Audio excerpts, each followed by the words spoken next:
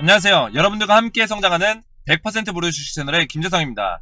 영상을 보시기 전에 구독과 좋아요 한 번씩 눌러주시면 감사하겠고요. 자, 여러분들 에디슨입이 본격적으로 보실게요.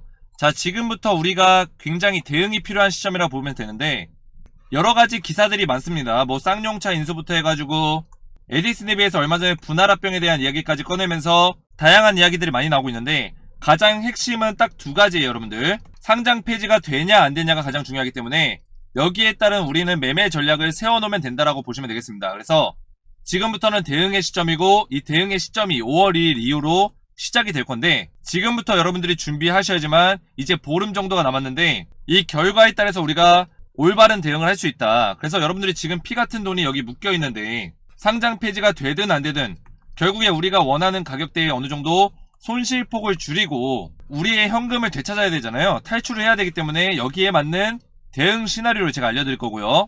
그래서 오늘은 많은 이야기를 드리지 않겠습니다. 일단 핵심만 딱 말씀을 드릴게요.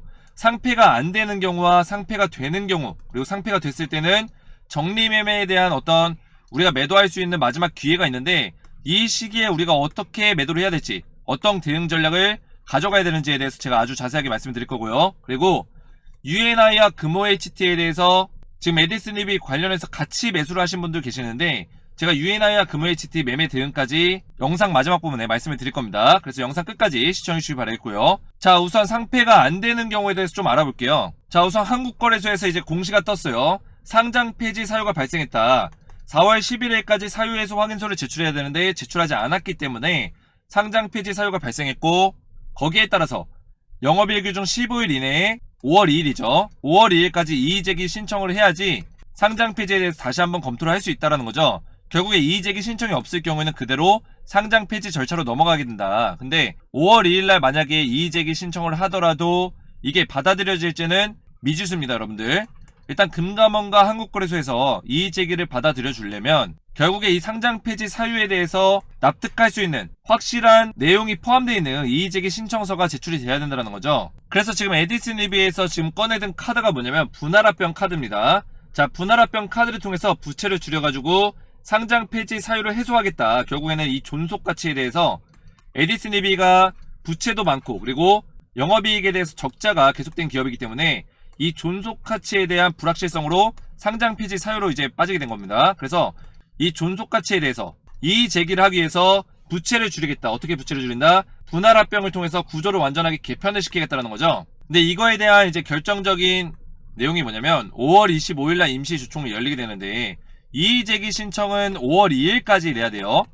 그래서 5월 2일날 낼 수 있는 내용이 사실상 확실한 내용인가 주총을 통해서 분할합병에 대해서 결정을 해야 되는데 이 결정이 나기 전에 이의제기 신청을 한다는 거예요. 그래서 이거를 만약에 한국거래소와 금감원에서 불확실성 있는 내용이다 이렇게 판단을 해버리면 이의제기를 안 받아들여 줄 수도 있습니다. 하지만 한국거래소와 이제 금감원에서 이런 내용들이 좀 어느 정도 납득이 된다, 납득이 되고 주총까지 좀 기다려줄 만한 내용이다 한다면 좀 거래정지를 좀 유지하면서 상장 폐지에 대해서 좀 보류를 할 수도 있습니다. 하지만 주주분들 입장에서는 이 5월 25일까지 또 이제 거래정지가 유지가 되게 되면 굉장히 또 힘든 시간을 또 보내야 돼요. 한 달 이상의 시간을 또 보내야 되는데 이 주총 이후에 또 어떻게 이 상장 폐지에 대해서 어떤 변화들이 있을지 100% 알 수 없는 거고요. 그래서 상장 폐지가 안 되더라도 그 길이 굉장히 험난할 거다 이렇게 보고 있습니다. 그래서 상장 폐지가 안 되는 길이 딱 하나밖에 없기 때문에 분할합병을 통해서 구조 개편을 하고 5월 25일날 임시주총을 통해서 이런 것들이 결정이 되고 결과가 나왔을 때 거기에 따라서 어떤 변화들이 일어날지 모른다. 그 기간 동안은 우리가 거래정지 상태로 계속 유지가 된다는 거죠. 그래서 이 거래정지가 뭐 1개월이고 길게는 뭐 1년까지도 유지가 될 수도 있습니다. 그래서 무조건 상장 폐지가 안 되는 게 꼭 좋은 일만은 아니다 이렇게 보시면 되고 물론 여러분들의 돈이 상장 폐지가 돼서 거래할 수 없는 휴지 조각이 되는 것보다 훨씬 난데 상장 폐지가 되더라도 한 번의 기회는 있다는 거죠. 제가 여러분들에게 영상에서 이렇게 에디슨리비에 대해서 좀 부정적으로 이야기를 드리는 이유가 이제는 여러분들이 조금 확실하게 냉정하게 바라보면서 대응 전략을 준비해야 될 시기이기 때문에 제가 말씀드린 거예요. 지금 에디슨리비에서 계속해서 어떤 기사들을 내보내면서 주주분들을 많이 현혹하고 있어요. 저는 그렇게 생각을 합니다. 이게 100%는 아니지만 에디슨리비도 많은 노력을 하고 있지만 지금까지 걸어온 행보들을 보면 어떻게 대응을 했냐. 쌍용차 인수를 한다고 하면서 굉장히 언론 플레이를 많이 했어요. 언론 플레이 많이 하면서 거의 쌍용차를 인수한 것처럼 거의 진행을 했지만 결국에 마지막으로 결정적으로 인수 자금을 내지 않았습니다.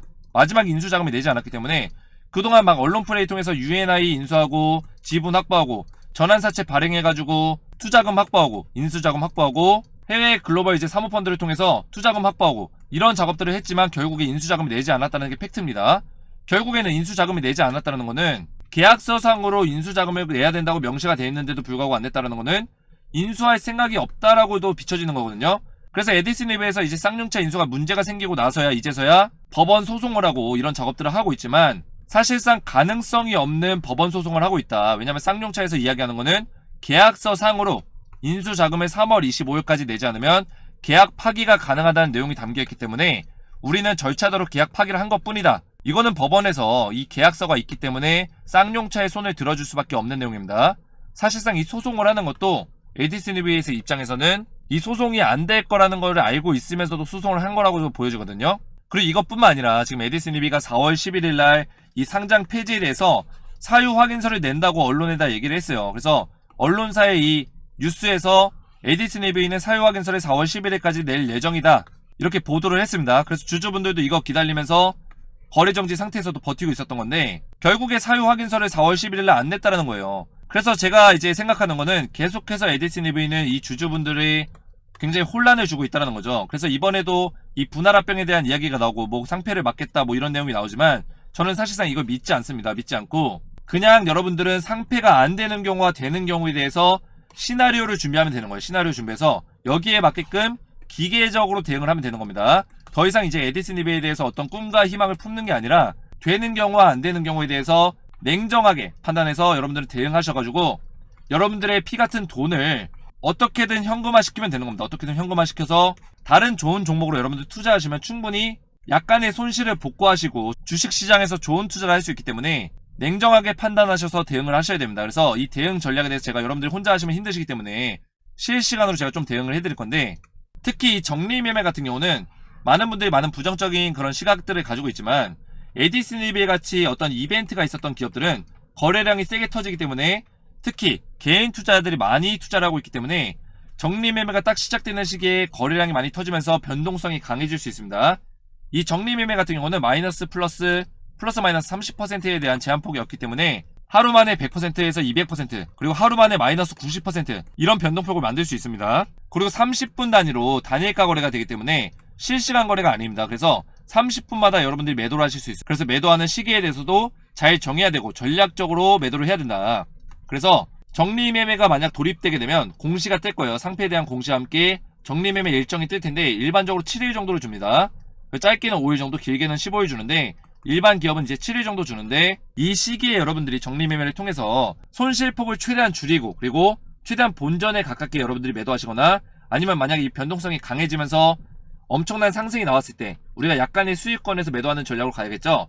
그래서 1번과 2번에 대해서 제가 실시간 대응을 해드릴 건데 이것뿐만 아니라 여러분들 지금 UNI나 금호HT 물려 계신 분들 계실 텐데 제가 이 두 가지 종목에 대해서도 매매 대응 해드릴 거예요. 특히 UNI 같은 경우는 지금 에디슨 이너로 이름을 바꿨는데 전기차 사업부를 새롭게 개편했기 때문에 앞으로 이 전기차 관련해서 추가적인 이야기들이 나올 수 있습니다. 그럴 때 모멘텀을 받으면서 주가가 올라갈 수 있기 때문에 UNI 같은 경우 여러분들이 충분히 나갈 수 있는 시기가 있을 겁니다.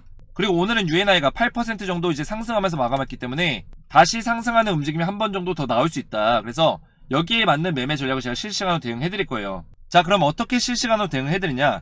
아무래도 영상에서는 좀 실시간성이 떨어지기 때문에 여러분들과 소통하기 위해서 에디슨 리브 주주소통 카톡방을 열었습니다. 이 카톡방에서 여러분들과 소통하면서 앞에서 말씀드린 두 가지 시나리오에 대해서 제가 5월 2일부터 여러분들에게 실시간 대응해 드릴 거고요. 그래서 지금부터 카톡방에 참여하신 분들께는 제가 이 실시간 대응 자료와 여러분들의 매수 평균 단가를 제가 조사를 할 거예요. 그래서 매수 평균 단가에 맞는 매도 전략을 제가 준비를 해놓을 겁니다. 그래서 여러분들이 이거 보시고 여러분들의 알맞는 매도 전략을 선택하셔서 실시간 대응 받으시면 되고요. 그리고 이것뿐만 아니라 UNI와 금호HT 물려 계신 분들도 제가 이 두 가지 종목에 대해서도 여러분들 탈출하실 수 있도록 실시간 대응해 드릴 겁니다. 그래서 에디슨 리브 주주소통 카톡방 참여하셔서 지금부터는 대응이 꼭 필요한 시점이고 나는 이 카톡방에 참여해서 좀 대응을 받고 싶다. 5월 2일부터 모든 게 결정이 날 텐데 지금 물려있는 돈 되찾고 싶다.